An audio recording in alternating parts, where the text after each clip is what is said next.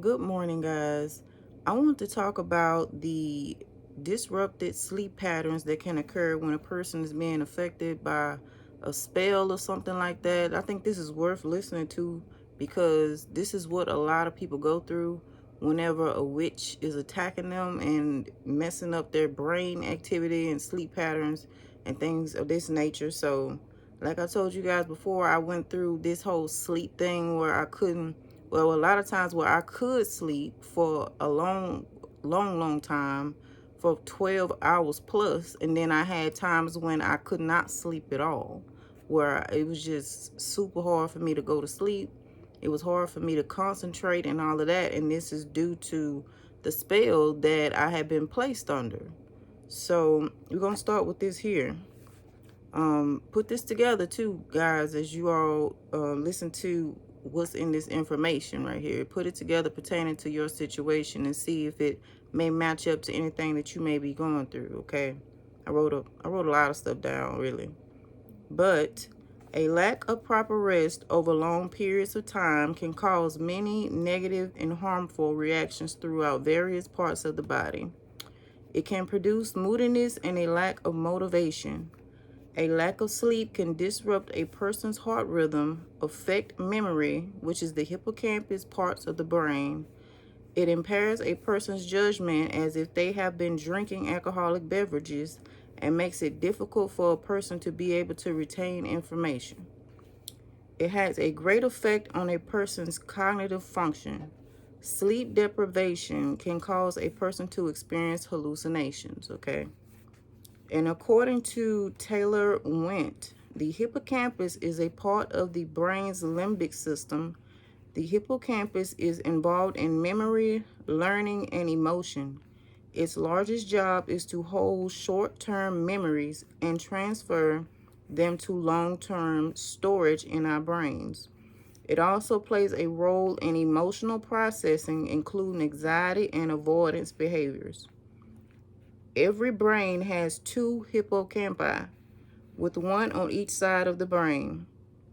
The hippocampus is one of the most widely studied parts of the brain because of its involvement in many neurological conditions and diseases. All right, so this is the part that y'all feel like a lot of you all may really need to hear, okay? The hippocampus's primary role is to process memory, though. Because memory is involved in nearly everything that we do, this structure is extremely important to everyday life. Because of its complex role, the hippocampus has connections to and can talk to, I got it in quotations, several other parts of the brain. Okay, so it's responsible for sending other messages to other parts of the brain. This may be what some of you all are experiencing whenever you are replaying things of the past in your brain, but this can also be the result of a spell messing with your brain chemistry, okay? And these people know exactly what they are doing when they are doing stuff like this. They know exactly what they're doing when they do this to people. So while the hippocampus does not hold long-term memories, it transfers short-term memories to long-term memory storage. Sleep helps with this process. So if you're not getting enough sleep, you may notice that your memory isn't working as well as usual, okay? Where is the hippocampus located? You can find a hippocampus embedded about 1.5 inches deep within each temporal lobe. Each hippocampus is situated right above each ear, probably right up here or something. Okay, so if this is a regular occurrence, these are the signs that something is wrong with your hippocampus. It says short-term memory loss, difficulty with directions and spatial skills, trouble forming new memories, and having a hard time with factual information like dates, times, names, and locations. Also, post-traumatic stress disorder can also affect the hippocampus part of the brain. And if you're going through something like witchcraft and spells and all these negative occurrences, all this stuff happening to you, that's traumatic in itself. So that also affects the brain chemistry. Not getting adequate or proper rest over long periods of time can cause diabetes, stroke, heart disease, heart failure, heart attack, irregular heartbeat, high blood pressure, and depression. Fatigue can also lead to car accidents. Y'all remember this time whenever I was going through one of those moments when I was under full attack by this stuff, and I wasn't sleepy really whenever I decided to drive home. I think it was maybe a couple of miles down the road. I don't remember if I told this story or not, but I was driving down the road and I was almost home, and all of a sudden I just blacked out. It's just like I just clicked off. And so when I woke up, I didn't even know I was out. When I woke up, I was on the right side in the ditch a little bit, and I was getting ready to hit this pole, but when I woke up, it bumped the car up some, and so I woke up and turned the wheel over to the left, and it only hit my rearview mirror, and it didn't knock the whole thing off. It just knocked the mirror out of the rearview mirror. So I ended up having to get that replaced. But when I tell you I was so shook up, I had never fell asleep behind the wheel of a car ever, ever. And so that really that caused some post-traumatic stress disorder, because I had never went out like that.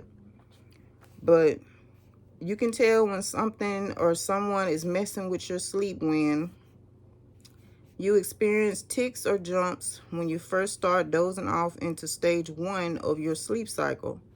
This is the stage when it's easier to wake you up, called non-rapid eye movement sleep or non-rapid eye movement. You hear a loud banging sound that wakes you up as soon as you start dozing off. You may hear a loud, like, bang sound. That's how I know when somebody or something is trying to mess with me or whatever. And for this one, it says if you wake up feeling hungover, that's a sign that may have been a witch or something trying to attack you and tap into your brain chemistry and all of that type of stuff. You wake up feeling hungover from the spell, from that. It don't mean that it's on you, but it means that it was attacking you. So you just wake up feeling like you hungover, like you've been drinking all night or something. So the amount of sleep that a person needs vary from person to person. Not everyone needs the same amount of sleep to be functional. And then I got the 3 stages of sleep. When I get to this third one, this is going to tell y'all a little bit more about what this does to the brain chemistry. Okay, so stage 1, non-rapid eye movement sleep. It is the lightest stage of sleep. This stage usually lasts only a few minutes, making up about 5% of your sleep time. After that, your sleep gets deeper and you move into stage 2, which is non-rapid eye movement sleep as well. And I got this from Cleveland Clinic, but this is why a lot of times whenever they are messing with somebody or they put a spell on someone, they're more likely to keep jumping up out of their sleep in the first stage, okay? Is to make you sleep deprived where you can't function, okay? So stage 2 is non-rapid eye movement sleep. It's still light sleep, but deeper than stage 1. During this stage, your brain waves slow down and have noticeable pauses between short and powerful bursts of electrical activity. Experts think those bursts are your brain organizing memories and information from the time you spent awake. Stage 2, non-REM sleep, accounts for about 45% of your sleep time, which is the most of any stage that you'll go through. Multiple rounds of stage 2 non-REM sleep, and usually each one is longer than the last. Okay, so we had stage 3. This is the part I wanted y'all to hear. Non-REM sleep is said to, stage 3, non-REM sleep is said to be the deepest stage of non-REM sleep. It makes about 25% of total sleep time in adults. In stage 3, your brain waves are slow but strong. Your body takes advantage of this very deep sleep stage to repair injuries and reinforce your immune system.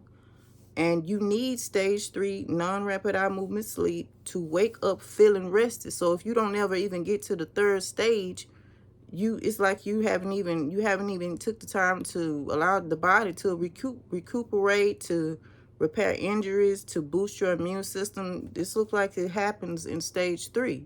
Now, if you always been shook up in stage 1 and you never really get to 3, it can start messing with cognitive function, and it'll lower your immune system and all types of stuff. So without enough stage 3 sleep, you feel tired and drained even if you slept for a long time. And this was what I was going through. I would sleep sometimes 12 hours, and I would keep yo-yoing back and forth between sleeping for a long time and not being able to sleep at all. And I always felt tired. No matter how long I slept, I never got to this part here. There are other factors that can disrupt sleep though, such as smoking, drinking alcohol, a bad diet, certain medications, and etc. So guys, put this together.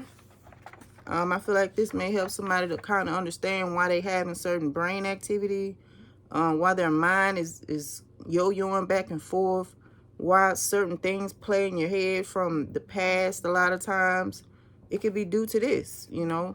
And like I said, the hippocampus part of the brain is the most widely studied.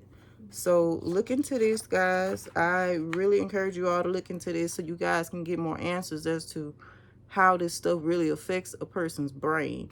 And that's the goal. I told you guys that the enemy, his goal, like the main thing that he wants is to get the mind, because the mind controls everything. It controls movement, it controls memory, and all of that. So if he can get the mind, then he can control other facets of your body, the way you look at things, everything.